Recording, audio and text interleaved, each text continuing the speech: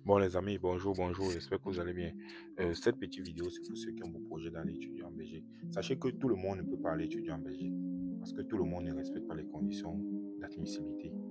Et aussi, je vois beaucoup d'étudiants, plusieurs personnes qui résident en Belgique, et ils vont passer leur temps à faire l'équivalent du diplôme sans savoir dans quelle école ils vont soumettre le dossier de leur frère. Avant de faire l'équivalent du diplôme, vous devez déjà avoir dans votre tête dans quelle école vous allez soumettre votre dossier. Si vous n'avez pas ça dans votre tête, ne faites pas l'équivalent du diplôme par vous-même. Sinon, vous allez gâter le dossier. Je vais prendre un exemple. Un étudiant, il a passé son baccalauréat cette année il a 18 ans. Il a passé son baccalauréat et il a 10 de moyenne. Il passe s'inscrire en première année droit. Vous faites l'équivalent du diplôme. Vous introduisez le certificat de scolarité de droit ou bien le certificat d'inscription de droit dans son dossier. Même si vous n'introduisez pas, je prends un exemple, vous faites son équivalent de diplôme simplement, vous introduisez son dossier et tout. Dans votre tête, dans quelle école vous allez soumettre son dossier de demande d'admission. Parce que, ayant 18 ans, il est déjà hors jeu dans les promotions sociales. Donc, ça veut dire que toutes les filières de promotion sociale sont hors jeu. Pourquoi? Parce que dans les promotions sociales, il faut avoir au moins ce 12 de moyenne. Deuxième chose, étant donné qu'il a passé à 10 de moyenne, dans les hautes écoles, vous connaissez quelle haute école où il y a droit? Il y a droit à Condorcet, on demande 12 de moyenne. Il y a droit à la haute école de la province de Liège. Ils ne prennent pas les étudiants hors Union européenne qui sont hors du territoire. Il y a droit dans quelle haute école encore. Donc vous voyez que c'est compliqué. C'est compliqué d'entrer peut-être en droit parce qu'il n'a pas déjà 12 de moyenne et il a moins de 20 ans. En plus de ça, il n'a pas 13 de moyenne, donc il ne peut pas entrer dans les universités. Donc vous voyez que vous avez fait son équivalent diplôme et il est inscrit au Cameroun en première année de droit. Il est déjà hors jeu pour faire des études en Belgique. À part s'il contacte un professionnel qui peut savoir comment manigancer le dossier. Mais ce ne sont pas les choses qu'on vient parler sur Internet. C'est pour vous dire que tout le monde ne respecte pas les conditions d'admissibilité et tout le monde ne peut pas venir étudier en Belgique. Donc ça ne sert à rien de faire l'équivalent du diplôme sans savoir dans quelle école vous allez soumettre votre dossier. Je vais prendre un exemple. Il y a l'Université de Louvain qui est disponible présentement. C'est possible de faire sa demande d'admission. Pour entrer en première année à l'Université de Louvain, première des choses, vous devez avoir un baccalauréat avec minimum 13 sur 20 ou alors C. Chez les anglophones, c'est 14 de moyenne. 13 sur 20 ou C. Vous devez avoir votre baccalauréat qui date de moins de 3 ans, donc 2023, 2024, 2025. Ce sont les 3 années. En plus de ça, vous devez avoir l'équivalence définitive. Eux, ils n'acceptent pas l'équivalence provisoire. Il n'y a pas que tu vas postuler et en mars, tu vas compléter le dossier. Non, tu dois avoir respecté ces 3 conditions. Là, tu es admissible pour obtenir une admission à l'Université catholique de Louvain. Je vais prendre un exemple pour ceux qui veulent faire le master. La plupart des filières, première, deuxième, troisième année, doit donner au moins 12 de moyenne. Ça, c'est d'un. De deux, votre université doit être dans la liste des universités reconnues par l'UNESCO ou alors il y a une autre liste là, la WHED, W-H-E-D. Votre université doit faire partie de cette liste. Ça, c'est pour certaines filières. Par exemple, pour quelqu'un qui veut faire un master en santé publique, son université doit être reconnue par l'UNESCO et dans la liste WHED. Donc, lorsque vous avez pour projet d'aller étudier en Belgique, avant de faire l'équivalent du diplôme ou alors avant de vous engager sur la procédure, dans votre tête, vous devez déjà savoir dans quelle école vous devez soumettre votre dossier. Ou alors, vous confiez votre dossier à un spécialiste. Le spécialiste doit déjà savoir s'il prend votre dossier, normalement, il connaît où il va soumettre votre dossier. Il n'y a pas de loterie.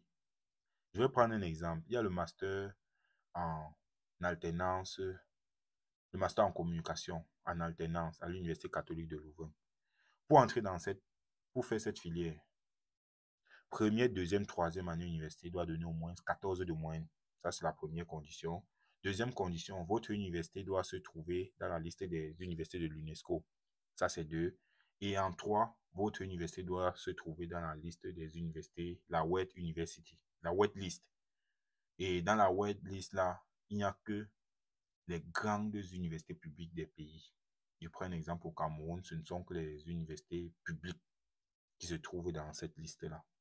Lorsque vous ne respectez pas ces conditions-là, vous soumettez votre dossier à midi, à 16 h, l'Université catholique a avalé vos 200 € et vous avez votre réponse que vous ne respectez pas les conditions d'admissibilité. Même si vous faites de recours, vous n'aurez pas gain, vous n'aurez pas un résultat positif. Donc, avant de vous engager pour la procédure d'études en Belgique, vérifiez bien que vous respectez les conditions d'admissibilité. Ne pas parce que vous avez écouté 2-3 vidéos ou vous avez vu les visas d'études pour la Belgique, vous croyez que vous respectez les conditions. Je vais prendre un exemple, un étudiant qui a fait sciences économiques à l'université de Douala. Pour entrer en sciences économiques à l'université catholique de Louvain ou à l'université de Liège ou à l'université de Libre de Bruxelles ou alors à l'université de Mons ou à l'université de Namur, c'est un parcours de combattant. La plupart des filières en sciences de gestion exigent un B2 en anglais, donc le TOEFL, IBT ou le ICE. Donc le TOEFL, c'est souvent minimum 87. Le ICE, c'est minimum 5.5. Ou ensuite, lorsqu'ils exigent le B2 en anglais, ils exigent aussi le test GRE. Le test GRE, c'est un examen de gestion. Ensuite, ils exigent aussi le GMAT. Ça, ce sont les examens très, très compliqués à réussir. Il faut être un as de la finance en anglais pour réussir ça. Donc, lorsque vous voulez postuler en sciences de gestion, vérifiez déjà ces conditions-là. Hormis ça, les conditions, c'est première, deuxième, troisième année, doit donner au moins 14 de moyenne.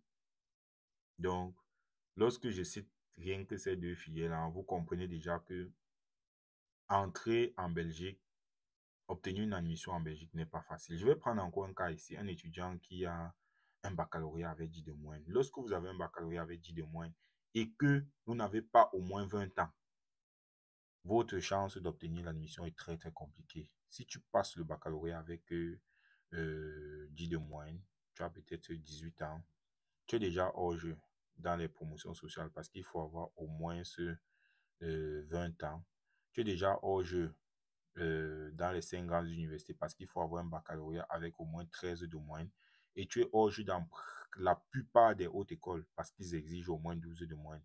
Il y a peut-être la ELA où avec 11 de moyenne, c'est possible d'obtenir une lettre d'admission. Je l'ai fait cette année avec peut-être 3 ou 4 étudiants qui ont eu l'admission là-bas et ils ont eu leur visa. Il y a encore peut-être 2 hautes écoles où avec 10 ou 11 de moyenne, vous pouvez avoir une admission. Peut-être il y a la haute école Albert Jacquard où c'est possible aussi euh, d'obtenir une admission. Donc, lorsque vous avez pour projet d'aller étudier en Belgique, la première des choses, avant même de faire l'équivalent diplôme, c'est de savoir dans quelle école vous allez soumettre votre dossier.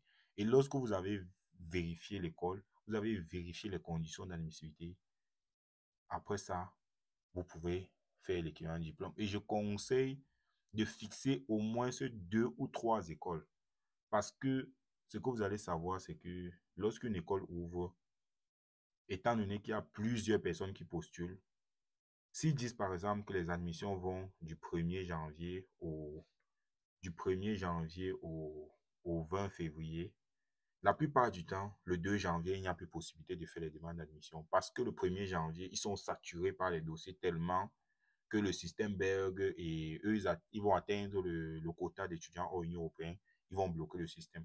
Donc, si vous avez pour projet d'aller étudier en Belgique, vérifiez bien les conditions d'admissibilité avant de vous engager sur la procédure. Sinon, vous allez perdre de l'argent parce que vous avez fait l'équivalent diplôme. Vous allez perdre de l'argent parce que vous avez contacté un amateur qui ne s'y connaît pas et vous allez perdre une année.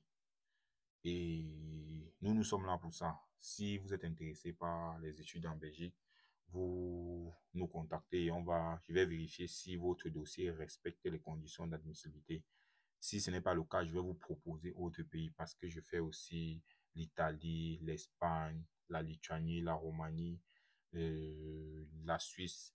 Et tous ces pays dont je suis là, j'ai déjà eu au moins un visa et au moins un refus de visa. Donc, je maîtrise un peu les pièges qui s'y trouvent dans certaines procédures. On va se retrouver pour les prochaines vidéos parce qu'il n'y a plus de temps.